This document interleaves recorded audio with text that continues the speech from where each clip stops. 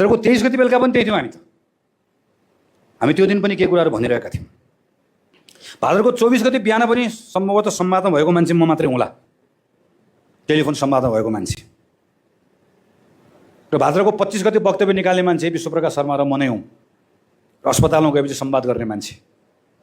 असोजको 28 गते शेरबहादुर दाइलाई याद होला, असोजको 27 गते बेलुका दुईटा महामन्त्री, तत्कालीन महामन्त्री बसेर केही कुराहरू गरिसके पछाडि 28 गते नै हो नि यहाँ बैठक बसेको। 28 गते बिहान तपाईँको निवासमा आएर तपाईँको वक्तव्य जो पार्टीको अर्को वरिष्ठ नेताले ड्राफ्ट गर्नुभएको थियो त्यसमा केही कुराहरू थपेर परिमार्जन गरेर त्यसमा काम गर्ने मान्छे म पनि हुँ। र असोज 28 गते बडो सम्मानपूर्वक तपाईँलाई हामीले यहाँबाट बिदा गरेको र त्यो दिन हामीले हाम्रो सभापतिमाथि गौरव छ भन्ने कुरा हामी सबैले यसलाई राखेको पनि हो। फेरि तपाईँलाई लिन आयो, फेरि बोलाउन आयो साथीहरू, दाइ सब कुरा भइसक्यो नेपालमा आउनु पर्यो भनेर आए। कसैले तपाईँलाई संसद पुनर्स्थापना हुँदैछ भनेर बोलाए, कसैले होइन दाइ फेरि सब ठिकठाक हुँदैछ भनेर बोलाए, फेरि ढाँटे दाइ, अलमलाए।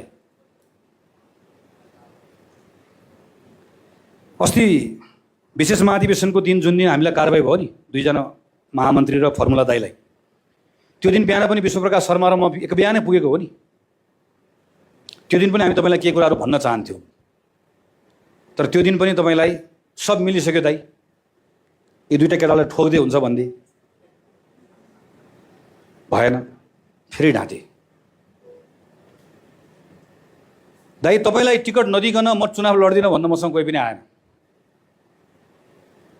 त्यो बेलामा दाइ तपाईँलाई टिकट नदिने हो भने मेरो दाइलाई टिकट नदिनु भने म लड्दिनँ भन्न कोही पनि आएन।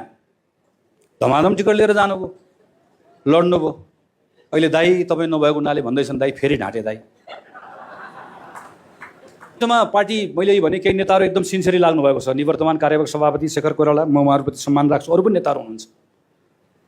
तर केही नेताहरूले मसँग कुराकानी गर्दै गर्दाखेरि अहिले जसले तपाईँको नेम प्लेट भनेर टालेछन् नि, त तिनी कसैले पनि फेरि शेरबहादुर देउवाको बारेमा के कुरा गर्नुपर्छ भनेनन् दाइ मलाई, हामीलाई मिलाए पुग्छ भने दाइ।